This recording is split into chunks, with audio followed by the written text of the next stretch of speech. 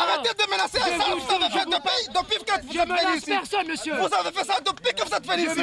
Donc maintenant, on en a marre. Vous devez entendre. Je vous répète encore une deuxième fois. S'il n'y a pas le changement, s'il n'y a pas l'égalité sociale, s'il n'y a pas vous devez entendre les risques que vous prenez. Vous ne fassiez pas les favoritismes qui sont dans l'établissement. Jamais vous devez entendre les risques que vous prenez. Vous devez entendre les risques que vous prenez. C'est tout. Moi, je vous demande de laisser rentrer les gens qui veulent travailler. De toute façon, monsieur le directeur, on est déjà mort. Quelqu'un qui est mort, il n'est pas peur d'être enterré. Ça chauffe au centre pénitentiaire de Majicavo. Quelques jours après un premier blocage de la prison, ce matin, la CGT a remis le couvert. La colère monte entre surpopulation carcérale, primes non payées et salaires incomplets. La façon où notre direction nous a pris, donc il ne prend jamais les choses-là au sérieux. Il nous avance juste le problème, on discute pour apaiser, mais à l'horizon, il n'y a rien de concret qui va être réglé, quoi. Donc cela, après ce mois-ci, il s'aggrave sur le problème de notre paiement de salaire. Le salaire n'est pas payé. Il y a certains qui ont trouvé moins 500, moins 900, moins 1000 euros sur leur salaire. Or, donc quand ils ont déplacé le problème aujourd'hui, que nous sommes payés à partir des Réunionnais qui nous payent, eux, ils ont fait leur salaire et ils n'ont pas fait notre salaire. Notre salaire est mal fait. Les salaires du mois de janvier n'ont pas été payés en intégralité, un problème qui touche de nombreux fonctionnaires à Mayotte. Néanmoins, du côté de la prison, c'est la goutte d'eau qui fait déborder le vase. Ce qu'on demande aujourd'hui, qu'une seule chose, le changement. Le changement sur l'égalité de chance, les changements sur les favoritismes, les changements sur les discriminations. Les agents en colère demandent la démission du directeur, sans quoi la protestation risque de se poursuivre dans les prochains jours.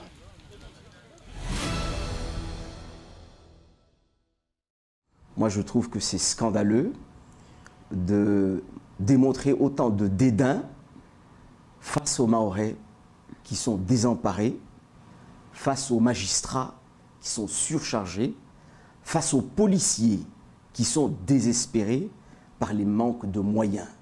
Cette visite était un témoignage au moins de sympathie, faute de fournir des moyens. Et même cela, la sympathie et le soutien, le ministre ne nous l'accorde pas. Combien de fois il a repoussé son déplacement? Moi, je trouve que c'est scandaleux, ce dédain que le gouvernement affiche à Mayotte, alors que les meurtres et les crimes se multiplient depuis 5 ans. J'aurais pensé, en République, que le territoire, le département d'outre-mer le plus touché par ce phénomène, puisque ce n'est plus la délinquance, c'est de la criminalité. Absolument. Ce que vos chroniqueurs tout à l'heure le faisaient observer, on n'a plus affaire à des délinquants, on a affaire à des criminels. La loi Mayotte continue de faire réagir à Mayotte. La députée Ramlati Ali aurait préféré que le conseil départemental émette un avis réservé, voire très réservé, mais ne rejette pas ce texte si important pour l'île. Le grand problème de la loi Mayotte, c'est un problème de communication. Oui. Il y a eu un gros problème de communication du gouvernement vis-à-vis de Mayotte, oui. Peut-être même de l'État vis-à-vis de Mayotte, mais c'est surtout le gouvernement. Et puis de Mayotte entre nous. C'est un problème de communication. Pourquoi je dis un problème de communication? C'est ces fameux 85 mesures qu'on a connues, qu'on a su, qu'on a découvert la veille de la vie, voilà, de la vie du département. On se retrouve, en tout cas ce qui s'est passé là, c'est que le département demande parce que moi j'ai vu un premier travail qui a été fait par le département qui était assez intéressant. Mais les demandes qui étaient mises dedans, c'est des demandes qui se retrouvaient déjà dans les 85 mesures. Si l'immigration clandestine ou la délinquance sont des problématiques de premier ordre, pour la parlementaire, il est urgent de se pencher sur la question des naissances à Mayotte. Faire beaucoup d'enfants, pour le cancer du col de l'utérus, c'est quand même un facteur de risque pour la femme. Donc il faut que les femmes comprennent qu'il faut qu'ils espacent les naissances, qui limite les naissances. Rien que ça.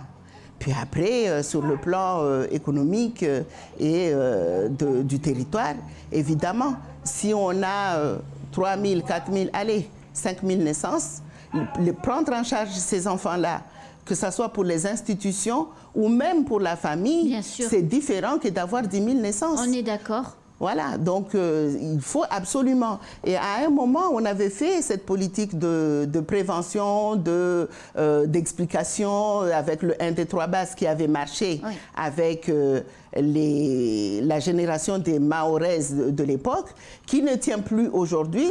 Alors que son premier mandat touche à sa fin, Ramlati Ali ne sait pas encore si elle sera candidate aux élections législatives en juin prochain. Moi, y aller pour y aller, ça ne me... Je dirais même ça ne m'intéresserait pas. J'irai si je sens que j'ai encore des choses que je peux apporter. Des choses à apporter dans ce territoire, on en a tous. C'est un territoire où il y a beaucoup à faire. La moindre volonté peut faire avancer. Moi, j'ai toujours dit que quel que soit l'endroit qu'on est à Mayotte, si on est vraiment passionné par ce qu'on fait, on ne peut que faire du bien parce qu'il y a tellement de choses à faire. Donc, si je sens que je peux encore apporter des choses, que j'aurai cette capacité de pouvoir les apporter, oui, j'irai. Mais si c'est pour aller pour la beauté du geste, ça ne m'intéresse pas. La députée annoncera sa candidature au mois d'avril au plus tard. En attendant, il lui reste encore du travail en tant qu'élu de la République. Le président du conseil départemental a rencontré le Grand Cadi ce vendredi. Un échange en présence du 7e vice-président en charge de la solidarité, de l'action sociale et de la santé, Madi Moussa Velou. Au cœur des échanges, la feuille de route médiation et prévention de proximité, le développement de la médiation sociale, la consolidation de la cohésion sociale ou encore la préservation et le développement de la mémoire sont entre autres les finalités poursuivies par cette nouvelle orientation. Le conseil départemental souhaite en effet solliciter le rôle social des cadis pour promouvoir et renforcer le vivre ensemble sur l'île. Une rencontre avait déjà eu lieu en janvier. Il avait été question du renforcement de partenariats entre le conseil cadial et les services de l'État, notamment l'ARS et la préfecture. Si pour l'heure la nouvelle feuille de route n'est pas connue, elle est très attendue au regard des derniers faits divers. La situation sanitaire s'améliore. Pour la 4e semaine consécutive, les indicateurs de l'épidémie sont en baisse sur le département. Le taux d'incidence à Mayotte reste le plus bas de France. La vague Omicron a été fulgurante, mais elle a rapidement atteint son pic. Néanmoins, les autorités martèlent qu'il est nécessaire de rester vigilant et prudent. Les autorités appellent toutes les personnes éligibles à se rendre dans un centre de vaccination dès que possible pour réaliser la dose de rappel. Au 7 février, 158 237 personnes avaient reçu au moins une dose et 134 466 avaient bénéficié d'un schéma vaccinal complet. En considérant uniquement la population de plus de 12 ans, le taux de couverture vaccinale atteint 88% pour au moins une dose et 74,9% pour un schéma vaccinal complet. Mais concernant la dose de rappel, le bilan est bien moins bon puisque seul 9,9% de la population générale a reçu cette 3e dose. Le conseil départemental et les nombreux acteurs de l'emploi souhaitent favoriser le retour et l'installation à Mayotte des jeunes Mahorais avec de nouvelles compétences. La délégation de Mayotte à Paris lance ainsi le second webinaire Mayotte Jobs. Le premier a permis de révéler que les métiers en souffrance étaient nombreux et qu'il existait une inadéquation entre l'offre et la demande d'emploi sur le territoire. L'opération d'information s'adresse aux jeunes étudiants en fin de cycle hors de l'île et à la recherche d'un emploi à Mayotte. La seconde édition doit permettre d'explorer plus en détail les métiers d'avenir pour le territoire, en particulier le secteur de l'éducation et de la formation professionnelle. Les experts sollicités pour l'événement assurent que les employeurs locaux sont prêts à proposer des packagings très intéressants pour booster leur offre et attirer les candidats. L'événement est prévu en visio le 15 février à 17h30, heure de Paris.